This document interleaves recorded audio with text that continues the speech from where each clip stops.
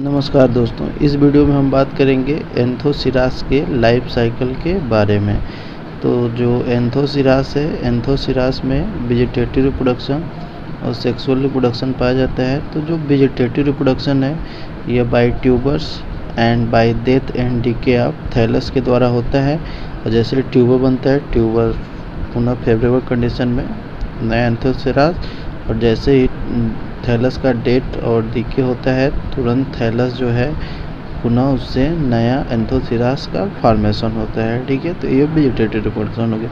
अब जो sexual reproduction है इसमें तो जो एंथोसिरास का थैलस है इसमें जो एंथीरिडियम है यह मेल होता है, और दूसरी तरफ जो आर्चिगोनियम है यह फीमेल होता है। ठीक है, क्या बताया गया कि जो एंथोसिरास है, एंथोसिरास में जो मेल है उसे एंथीरिडियम और दूसरी तरफ जो फीमेल है उसे आर्चिगोनियम कहा जाता है।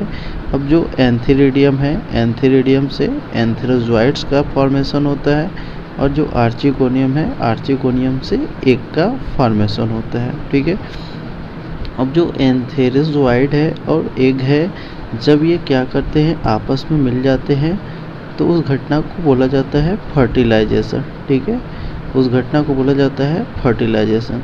और जैसे ही फर्टिलाइजेशन होता है तो किसका निर्माण होगा? जाइगोट का फॉर्मेशन होता है। ठीक है, किसका निर्माण होगा? जाइगोट। अब जाइगोट में क्या होता है? डिवीजन होता है। जाइगोट में क्या होगा? डिवीजन होगा, विभाजन होगा।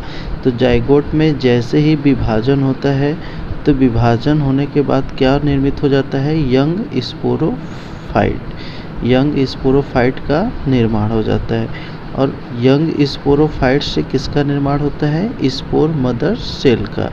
Young sporophyte converted into spore mother cell. और जो स्पोर मदर सेल है, स्पोर मदर सेल में क्या होगा? Meiosis division. और जैसे ही मियोसिस डिवीजन होगा तो जो स्पोर टेट्राड हैं, 4 जो स्पोर्स हैं उनका क्या हो जाएगा? निर्माण हो जाएगा। अब जो यह मियोसिस से लेके जो फर्टिलाइजेशन तक की जो यह स्टेज है इसे हम लोग स्पोरोफिटिक जनरेशन के नाम से जानते हैं। ठीक है, यह जो स्पोर मियोसिस हुआ, मियोसिस से लेके यहाँ फर्टिलाइजेशन तक की जो यह अर्थात जाइगोट और स्पोर मदर सेल, ठीक है, यह स्पोरोफिटिक जनरेशन के अंतर्गत आते हैं। तो जैसे ही मियोसिस हुआ, स्पोर टेट्राड का निर्माण हुआ, 4 स्पोर बने, और ये स्पोर अब क्या करेंगे?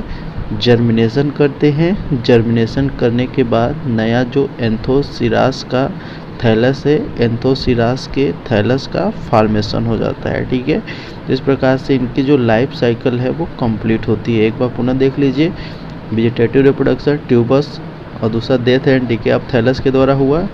नेक्स्ट सेक्सुअल रिप्रोडक्शन, इनमें 2 प्रकार के युग्मक, जो मेल है एंथीरिडियम, फीमेल आर्चिगोनियम। एंथीरिडियम के द्वारा एंथेरोजोइड, आर्चिगोनियम के द्वारा एग आपस में मिले, फर्टिलाइजेशन हुआ, निषेचन हुआ, निषेचन के बाद जाइगोट बना, जाइगोट में डिवीजन हुआ।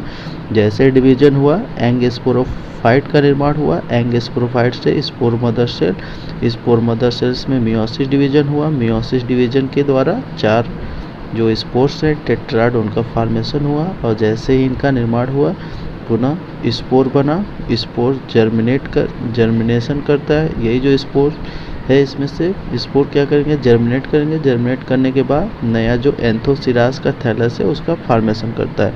तो मिलते हैं नेक्स्ट वीडियो में, तब तक के लिए धन्यवाद।